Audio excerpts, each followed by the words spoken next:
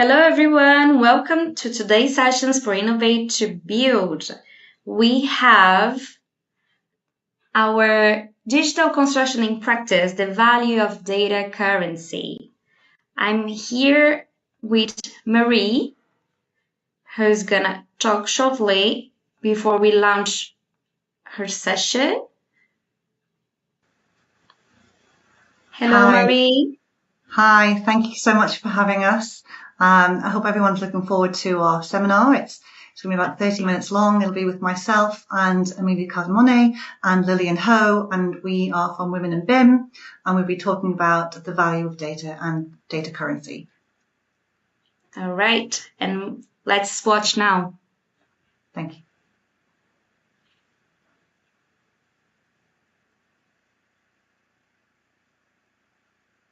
Hi, welcome to our Innovate to Build panel session with myself, Marie Grieve, Lillian Ho and Amelia Cardamone. I'll introduce my guests very, very shortly, but I just wanted to say a few words about what the session is going to be about and also give you a little bit of an overview of who I am and Women in BIM. So our session today is Digital Construction and Practice, the Value of Data Currency. And we're going to look about what does data mean? How do we collate data? How do we use data in our projects? And how the value of data has really risen in terms of everything that we do technology-wise right now in the digital construction ecosystem is all data-driven, and how we turn that data into information and how we use information management. So we'll cut to that very, very shortly. So I'm Marie Grieve. I'm the Managing Director of Costello Palmer Communications. I'm also the Global Vice Chair for Women in BIM. And today, the three of us are representing Women in BIM. We're a global organisation with several thousand members worldwide. What we do is we have an initiative to support, empower and engage women across the globe. And not just women, we have lots of men in our community as well. But when we first set up about 12 years ago, the idea was to increase diversity, increase inclusion, increase visibility of women in the built environment, particularly within that digital sphere. So we're here today to show you what, as women, we have achieved, but also that we're extremely professional and extremely knowledgeable and educators and thought leaders in our own rights in the world of digital construction. So I'm just going to pass you over to Amelia first and then Lillian, and we can just introduce ourselves a little bit further. So Emmy, would you like to go first? Yes, thank you very much, Marie. Well, I'm Amelia Cardamone, and I'm an associate director within the digital real estate team at Turner & Townsend. On a daily basis, I focus on digital trends, smart buildings, and how data can actually serve better purposes in the asset management space. Used to do BIM before, so here today to feed into this conversation about data, and really looking forward to our conversation. Thank you. Lillian? Hi, I'm Lillian Ho, and I'm Senior BIM Manager from AECOM and also digital lead for some strategy for implement technology and application for the workflow, and hopefully that can help the team work more smoothly and more efficiency. That is my daily task. Thank you.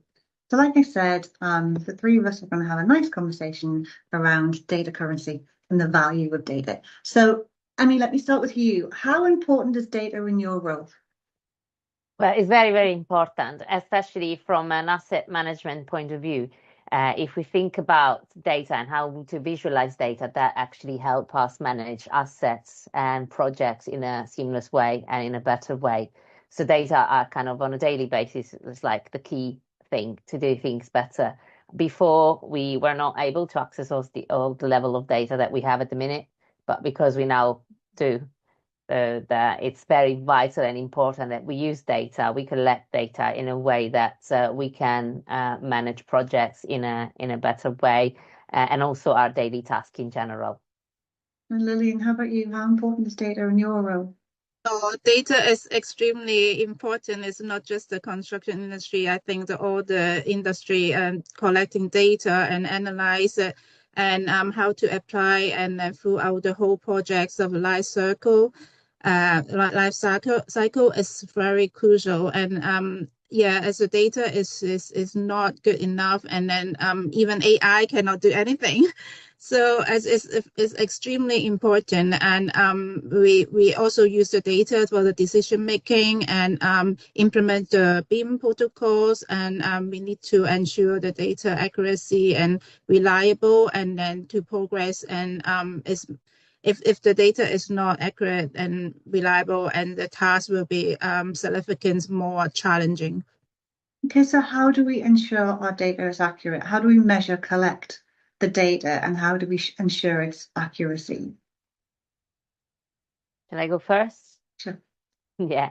Well, the accuracy of data can be determined in several different ways.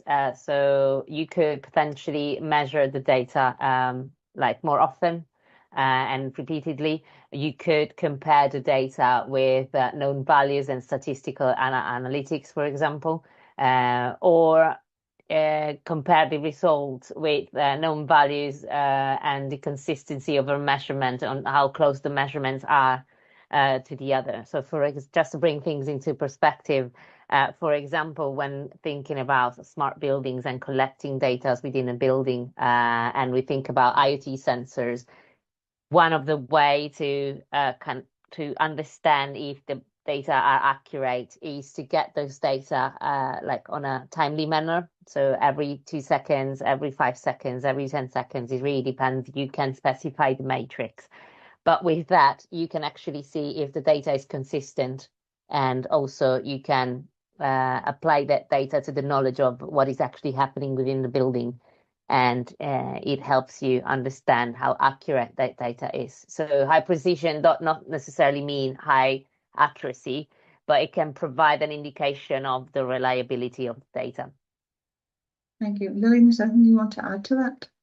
Yeah, I think the validation and auditing is more frequent, and collect the data, the different using different technology procedures, different methods, and is very crucial and very important, and make the data high quality is a key. So when you say methods for collating data, should we just touch upon what they are for the moment? So how do we actually collate the data? We got a lot of different on-shelf application, and we can rely on, and as actually is more accurate than human. And then now the AI and can filter and then can analyze what data is good and not, and then the technology helping this process much smoother than like a decade before. Yeah, so there is a lot of methods, depends on what situation, what projects, and what stage of the project. Emily, did you want to add to that? Yeah, no, absolutely spot on. I couldn't agree more. It really depends on what stage the project is, and every different stage has a different way of potentially collect data. So on a construction side, you might have, for example, I'm talking out loud here and making silly examples just to bring things in perspective. You could have a tablet on site where you can track and input things that are happening or things that have happened on the day. So that would be kind of an entry point of data. Or you could have sensors in the construction site that can feed into the model, for example, or can feed into a dashboard where people can actually see the process against the schedule of the project, for example. When going into the operational phase of a building or of an infrastructure asset, then entry point will be sensors installed in those assets. That could be a building, a floor, in a building, or it could be a bridge, for example. And through those sensors, you can get the data on what is happening in there, depending on what you're interested in. So, for example, in a building, it could be lighting sensors, it could be occupancy sensors, it could be energy sensors, it could be air quality sensors. So those sensors gather data that will help you visualize what is happening and make more informed decisions. So it really depends on what project is it, what stage is that we are talking about. But there's several ways that we can collect data. We've got like kind of a very good piece of technology at the minute, so it's kind of quite easy to get those level of data. Let me touch upon the technology very, very quickly then. So the rate of technology is just developing so quickly. And that exponential word that people hate. Exponentially, the technology is literally leaps and bounds ahead of where we were 5, 10 years ago. Do you think, because Lillian, you mentioned before that AI and the human element, do you think technology has reached a point where it's overtaken our human skills, our human capabilities? Have we exceeded our current skill levels with the technology? How do we feel about that? I don't think at the moment, even the GAI at this early stage, and then scientists and data scientists, and then they still need to figure out how the AI work in specific human ways. And for example, like I went to the data conference and AI conference last week, and then they are talking about like females and different gender, men and thinking, and human is way in advance than the AI at the moment. And AI is a tool to helping us to get a better way to do work, and it's not able to replace, and we still need to collaborate with the AI to make it further. And so I don't think it's able to take over the human race at the moment. But there is a couple of way augmentation is make the people better work, and like you have a chat GPT and have a like personal assistant to helping the mini tasks. And also we are looking at the like automation, and it's just helping the I think the industry is going forward by automation and all this mandate repeated tasks, and then make it more efficient. And for example, the old time when you do the material take off and probably take 20 hours for the whole building, and now you can ask the AI or application or automation to do it only 10 minutes, and then that is we leave a lot of space for the human thinking and what more creative and how to work it better. And it's hard to replace the human mind, because human mind is really complex than what we think. So yeah, also we can use the AI to analyze better outcome and like sustainable outcomes and industrialized construction, and that is really helping. But the bottom line is like we only can keep learning the latest technology and see what technologies can help us, and then that yeah. So one day will be a smooth workflow than ever we imagine. I mean, what do you think? Well, to me, I completely agree with Lilian on everything that she said. And I think sometimes we forget that we created AI. So Exactly. can AI replace us? I don't know. For now, we're not there yet in terms of like advancement to replace humans. What AI is good at is to look at tasks. So the application of AI on the different tasks, and like the repetitiveness of some of the tasks that maybe we lose so much time on it. So we need to be able to use AI on the right tasks, at least for now. Otherwise, there is a big chance that that's my biggest concern, is that people don't really think with their mind, because actually AI is doing it for them. So it really, I think the biggest challenge at the minute is where we do apply AI and where we don't. But it's there. It's something really good that is happening, so we definitely need to use it. But we are not there. The level of advancement is not there yet to do it all. You'll always need humans to interact with AI. So when you mentioned something about decisions, so going back to the data, the raw data, how do we then turn that into information to help us make better decisions? What's kind of the process? And let's have some examples. So say what you've been doing recently in some of your projects. So we've got all these sensors, we've got them on a building, and perhaps we did our measurement of what our predicted outputs of that building would be, say from a carbon perspective. And then we've got these sensors that allow us to collect the data to actually measure the real life emissions, the real life performance. How do we take that data and turn it into usable information? Well, you can collect as many data as possible, but then if you don't visualize them in the correct way, and if you don't make something out of those data, then the data is useless, really. So in a specific case of a building, you collect the data with IoT and create and get those data absorbed in a dashboard, for example. But the really important thing is to start and try and analyze how different sets of data can interact with each other and make more informed decision.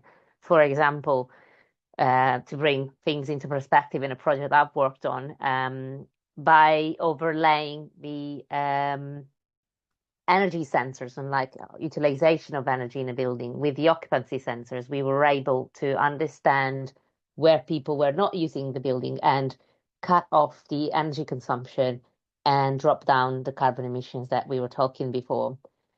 So without those sensors, you don't really know. You can only go by assumptions, but actually the data is there to back up your decision about switching off a floor, or whilst by night it would be kind of a no-brainer to switch off the lighting. We know that sometimes it hasn't happened for companies to switch off the heating by night or the lighting because they wanted the building to be seen, for example. But another thing that this thing allowed this company to do is to actually say, well, on Friday, I only have 10 people coming into the office by the look of things and looking at the data. Just work from home, we'll switch off the full building. It's just a very silly and simple example, but where things are bringing into life is that you can gather those data, but if no one is looking at those data and making a decision about it, then there's no reason why you should use data. So that's the powerful thing, that now you have those insights, so you better off use it.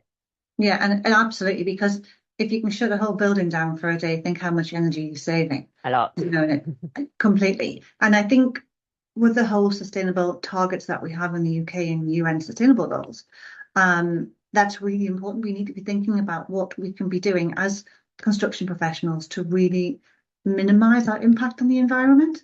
And the elements that we just talked about from a data perspective can really allow us to do that. So we should be learning, or do you agree we should be learning from what we've got now from the data and applying that in our new builds or even our retrofits for the future? Yeah, I think also the data is helping for the reduced emission for a sustainability side point of view, and like the governments have the targets for like at least 50% or to 70% on 2032, and to get the net zero by 2050. So a lot of data is helping we analyze and make a better decision, and then make the building to be more sustainable than ever we can imagine. And without the data, we cannot do anything. As like Emily say, like guesswork, it doesn't work. As in the old time, we just like thinking, oh, that's calculation is manually to do this. And then now we got all the sensor and put in the room, and we actually have a actual data, accuracy data to rely on, so we can meet the target much more efficient and easier.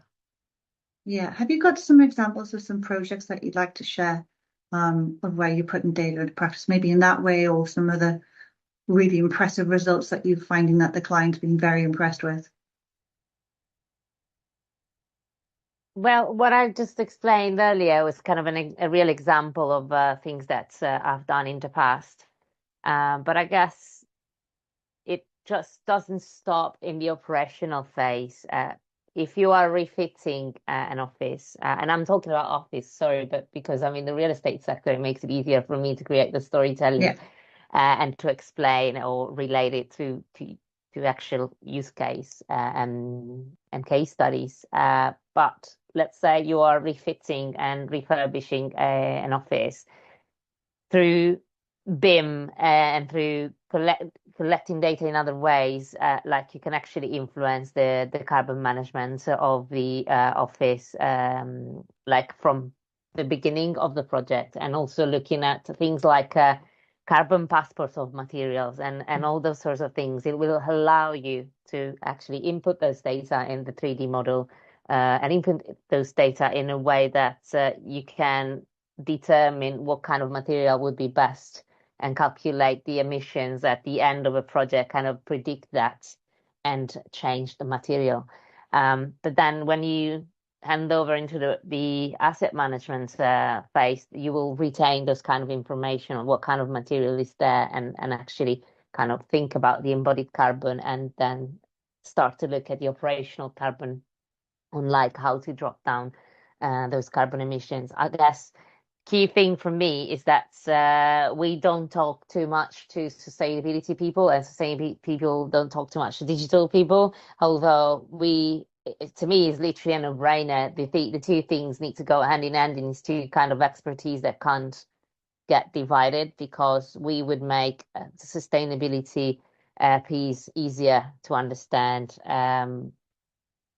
better to solve, and all sorts of things. So Yeah. I think the key thing is that we will have to work more collaboratively to unlock those sustainability pieces, because data is really important for sustainability purpose. And do you think that's easier on a new build because you're starting from scratch? So you can put your sensors in, you've got your predicted against your accurate from a new build, and we've got our models and we've got our information and we've got all the data on what products have gone on the roof and the floor and all our replacements, and we know when the boiler breaks, we've got everything electronically.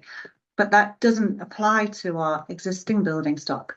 So when we're retrofitting or refurbishing or looking to sort of redevelop existing assets, that information, that data is not there. So how do we actually apply the same principles? Because like I say, it's very, very easy in a new build because we start from scratch. But we don't have the models or the drawings necessarily for some of our existing assets. How does that differ? We don't have that, but we can survey buildings, we can scan buildings, and actually we can replicate that. But I think the biggest challenge we have at the minute is that the 80% of buildings still going to be there by 2050. So we really need to think at how are we doing that, and how are we doing that in an easier way. And again, data will always be kind of the key to unlock that, because even if you think about scanning a building, that's basically data collection, really. Yeah. And so yeah, we are getting there. It's not going to be an easy journey, but from old building, when you are refurbishing building, if you use BIM to manage the process, that will help the purpose of data gathering and making sure that everything is mapped and tracked. I had a client, or have a client, one of their projects was in the hospitality sector, and it was quite an old building, and they wanted to refurbish the entire inside of the building, modernize it, if you like. And they scanned it, and they actually found that there was about 15% of floor space not being utilized. So they remodeled the entire inside of the building to get an extra 15% of floor space just from that scan that they did, which is amazing how you can sort of like translate that scan into your model and then say, right, well, we're not utilizing that area over there, or we can actually pull from that area there to actually create more usable space. So it is quite impressive how we can actually do that. And Lillian, have you got some examples that you'd like to share? Well, yeah, there's nowadays a lot of technology. You can collect a point cloud, and yeah, you can analyze the existing building, and a lot of technology out there. Yeah, my friends from Singapore, and majority building already scanned by the government point clouds, and then so they all archive. And then when they do the digital twin, it's much easier for other company or architects to use it. I think the government need to also consider this approach as well. Personally, I think it's difficult task. Yeah, but I think we are getting there, and then we step to step very slowly, but we're still doing this in the right direction. And again, collect all the data is easy, but how to analyze it, how to application on this data to make a better decision is not just one person. As you need a lot of different profession and governments help to achieve that. Yeah, absolutely. I think we've got about 5 minutes left of our session. I think we kind of utilize that to maybe give some key takeaways. So maybe someone who's new to BIM, maybe someone who doesn't work necessarily with data. Maybe we could just give some key takeaways on the benefits of how important it is, and like I said before, how it makes us make better decisions. Maybe, Amelia, if you'd like to sort of like just give a I guess round. one big piece of advice is to start small, because if you're new to the process and if you're new to the technology landscape, and BIM could be one, or it could be data analytics, could be several other aspects, just to start small, because the level of technology that we use, the level of data that we gather could be overwhelming for someone coming very new to the topic.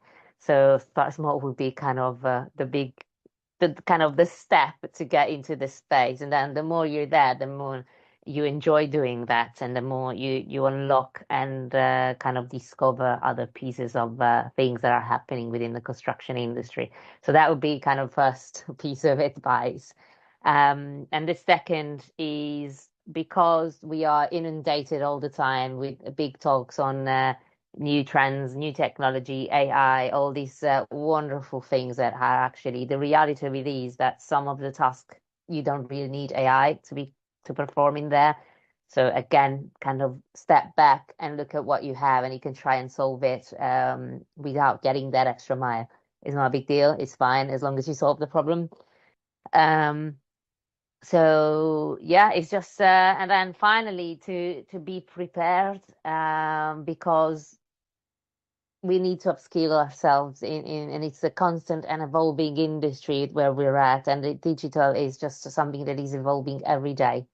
So whether it's BIM that you are in, or any other technology aspects of any industry, this is not just the construction industry, but get ready and kind of be up to speed every day with the latest trend, because otherwise it's going to be quite easy to fall behind. And unfortunately, that's the reality of things. But because we are all talking about these big mega trends, that not necessarily mean that the whole construction industry is actually using AI and everything, or even other industries, to be fair. So, but it's something that is there. It's important that we know and recognize that it's going to affect us all. So start prepare that your journey towards that, and start to understand how that can help solve problems. Definitely very helpful. And I would also, before we pass to Lynn, say, and you've mentioned this before in conversations we've had, and don't be fearful. I think a lot of people are maybe a little bit fearful of technology. And as we said before, that the rate of acceleration as technology is evolving, it can be quite fearful, and people can sometimes fear change. I think that sometimes comes from the top as well, and sometimes comes from the client, that they don't necessarily specify within the project of how they want information and data to be managed and collated. And I think that's really important. There's an education process there for the client, as well as the people like us, so the deliverers, the professionals that are actually sort of delivering the assets and designing and managing the assets. But the owner operators, they probably need a little bit more level of education to bring them up to the same understanding of the benefits as we do as more the practitioners. So Lillian, what are maybe your 2 or 3 key takeaways? Yeah, I think I agree, Emilia. The bite size, to break it small, and then don't think that AI can do anything, and then or BIM can do anything, or any strategy can do anything. So you break it a bite size, and then you do it bit by bit. And my takeaway probably like bring the technology and the BIM strategy, or technology strategy from the very beginning of the project, because like quite a lot of times, and people will think that, oh, last minute we can use this and use that. As sometimes it's too late, because we need to neutralize the data before we use it, and that is a key point. And again, I keep learning, continuous learning, experiment, and try engage different project, different scenario, and upskilling as catch up the latest technology, because AI cannot do anything, but like can help you. And also which part can AI help you, or which part AI cannot help you, or which part need to be automation or not, and we need to have more clear visual for this, because otherwise, like you're messing around with the technology, and actually the human can like use 5 hours and do it. So that we need a good point of view, the strategy from the beginning. I think that's a really, really brilliant point. And I would add to that. So sometimes from my marketing perspective, I say to people when we're talking about it, and I'm a storyteller and tell stories of what amazing projects are out there. And from that data perspective, you don't need to know everything. So you're absolutely right. There's a level of AI that we understand, a level of AI that we're learning about. You don't feel like you have to know everything all at once. Start small, as Emmy said, sort of like, and I think for me, it's about understanding what data needs to do for you. You don't have to understand how to build the entire building if that's not your role. Understand where data or BIM applies to you in your particular role and nail that and perfect that and be the best you possibly can in your particular area. Don't feel like you have to understand the entirety of it. Just pick the bit that's going to benefit you and make your areas of the whole life cycle project better. Well, totally agree. Well, thank you. We're out of time. Thank you, Lillian. Thank you, Amelia. Thank everybody for watching us today. If you do want to know a little bit more about Women in BIM, because it's just a taste of the types of things that we talk about, please do get in touch with us or do become a member. We're always looking for new members. So it'd be absolutely brilliant to extend our membership community on the back of this talk. So thank you.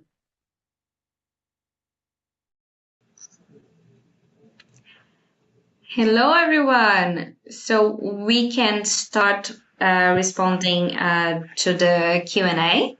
So I'm adding everyone here so we can start the discussion. We already have 2 questions in our chat. So Maria, I saw that you already started responding the first question. Would you like to say some more? Well, first of all, thank you everyone for listening. I really appreciate your time this morning. It's really important that we sort of express that Women in BIM are here and here to help you and help you understand things like the currency of data. I think I'm probably not the best one on the panel to talk about the ISO standards. I'd rather pass that over to Amelia just to maybe say a little bit about what standards we need to be following, if that's all right with you, Emmy. Yeah, absolutely.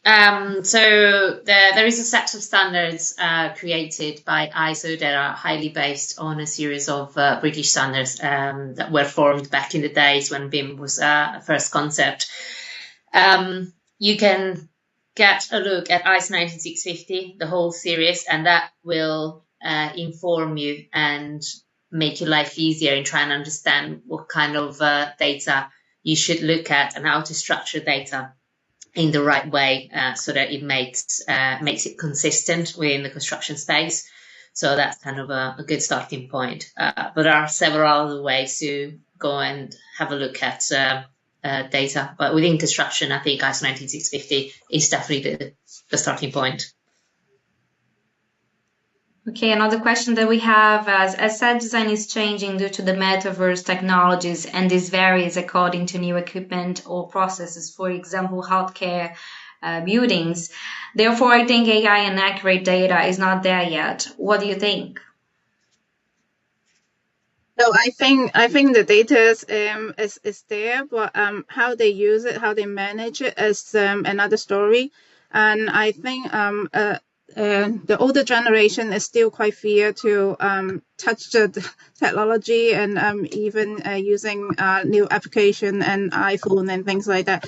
So I think upskilling is keep learning and is good approach, and especially healthcare, and a lot of people they thinking healthcare. But like last week I went to the event and Manchester Council, they already NHS Manchester, they already have the strategy of how to use AI on patients and data, things like that. And I think it's getting there, but like we need to keep learning and what does it mean, and because still a lot of people they still not understand what data, what AI, what the strategy means for them. So I think you need to keep learning and keep understand what the trend of the construction industry and what is the trend of the technology, and in order to apply to your work.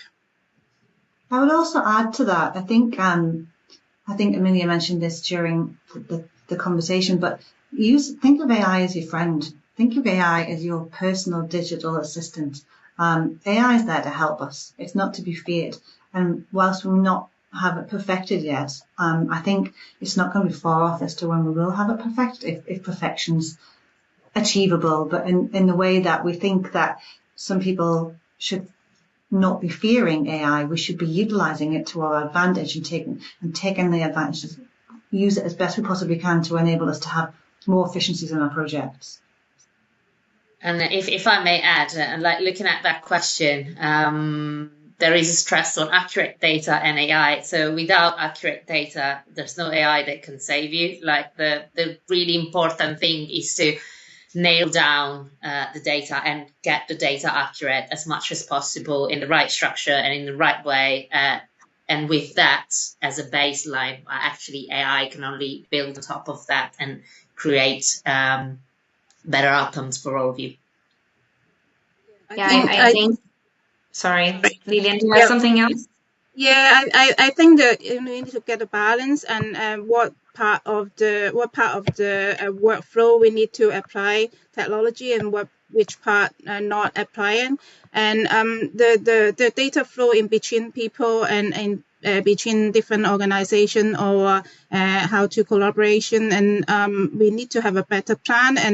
And obviously the people, like not everyone can use Revit and different application, but how we make it like more granularly access to the data bit by bit, and then this person, project manager, you don't need this, and but they only need to see the data. So we cut it small chunk, how we manage it, and then that is a crucial point. So I think the next question kind of is gonna help us resuming all that.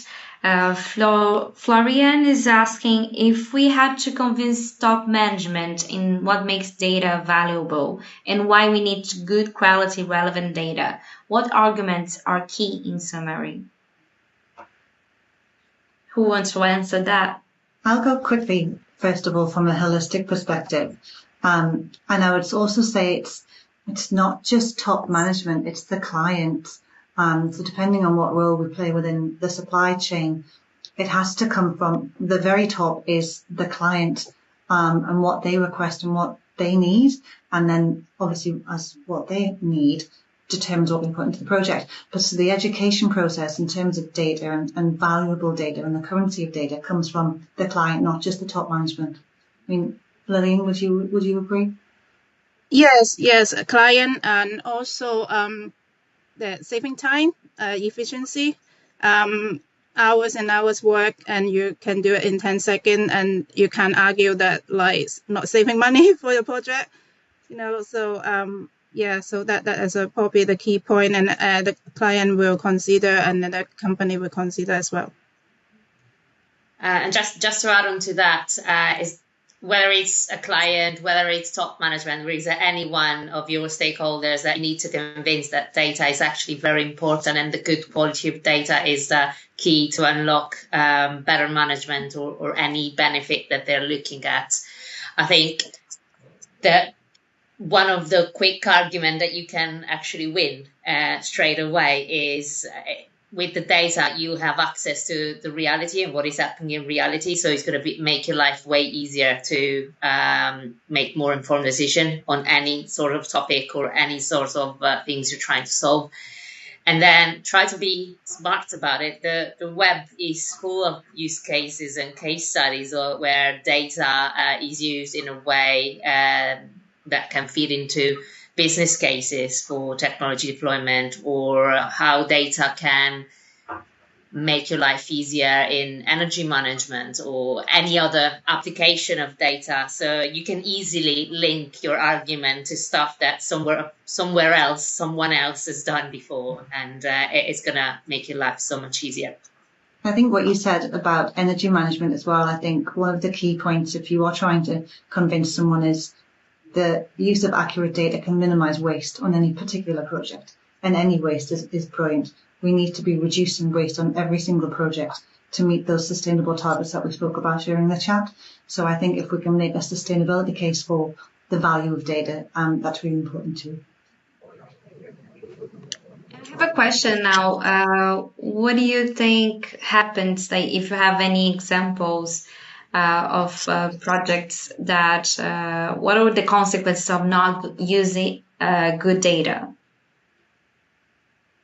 What happens if data is not good enough? Like, what is the impact on the project? Well, it really depends on the type of project and the scale of project, but potentially it can also be catastrophic not to have a look at the data. And that's the whole concept that lies behind going digital within the construction industry, and why we are doing this, and why we're talking about information management, and why we are using technology to make the processes and everything leaner and smoother and faster and more efficient and affordable. So if we don't have a look at data, if we don't structure information in the right way, there will be kind of some episodes that might happen, such as the project will be delayed, and so you're going to waste money on it, you're going to waste time. First thing first, and it's something that people will always kind of be scared about because we're talking about money. But also the subsequent thing is also waste management, because potentially if we need to rebuild something, then it's also a waste project problem. So consequences to not look at those data and not having the right information in place can really be very harmful for a project. I think just a final point on that as well is the consequences of the people not using the data correctly. So we can have the best, the most valuable, the most accurate data, but if we don't know how to use it, that's one of the major consequences of what's going to affect our projects. So we've got to have that education level for understanding of how to use the data, not to be fearful of the data, and what we can use it for. So I think everything always comes down to the human aspect of the project, and sort of that empathy that we have with it, and the understanding of what our people can and can't do. So yeah, certainly from a women in BIM perspective, it's our role to make sure that that education process is there, such as things like today, so that we make sure that people have the knowledge and the skill to be able to use the data correctly. Yeah, definitely agree. And then data is so important, and incorrectly and bad data, and as Emilia said, delayed project and then disaster, one column in like different location, we build it, and probably client don't want to see that. So data is crucial, and also we are meeting the regulations and ISO and different legislation of the government require net zero and things like that. All this require data, require good data to achieve this. And without good data, and that would be the whole, it's disaster for the project, and it's really hard to manage as well. Okay, we have another comment. Clients, government should be educated on the importance of accurate data and help the construction sector, because many of data-related decisions are set by them. Do you have any comments? Well, yeah, that is very important, but the reality is that we see many governments actually pushing towards the mandate of information management, or setting kind of more guidance and guidelines on what data they would like to see. So it takes time. It's not something that can happen overnight, and it's a learning piece for everyone here, not just for the government, but for us as well. So whilst us in the private sector can speed up the process, it's something that will happen even in a client environment, and is actually already happening in many countries of the world. Okay, if anyone has any more questions, I think I would ask Marie to actually talk a bit about women in BIM. Thank you. I won't take up too much of your time, but yeah, Women in BIM were a global network of digital construction professionals. So we're literally in about 70 countries. We've got 52 regional leads scattered across different countries. We've got almost 5,000 members. Our work is to increase. Well, it began by looking at how to increase diversity and inclusion within the built environment, but our remit now is far reaching beyond that. So we still have the core principles of diversity and inclusion, but what our main focus is education, which I mentioned before. It's about learning people to have the skills, the knowledge to progress their digital careers. It's about empowering people to have the confidence in themselves, which is why we do things like the Mentor program, where we match mentors who many years of experience working with the built environment with new starters, people who are at the very start of their career, to empower these people, to give them more confidence to be able to actually achieve their goals. So we do focus very much on digital construction, digital engineering, but it's more about that nurturing process of how we can actually help people to evolve. So yeah. So thank you so much for being here live, for answering our questions, and to give such a nice session about the importance of data. I appreciate you, and I hope everybody can click and connect to Women in BIM and to get in touch with more amazing women that are working on our industry. Thank you so much. Thank you.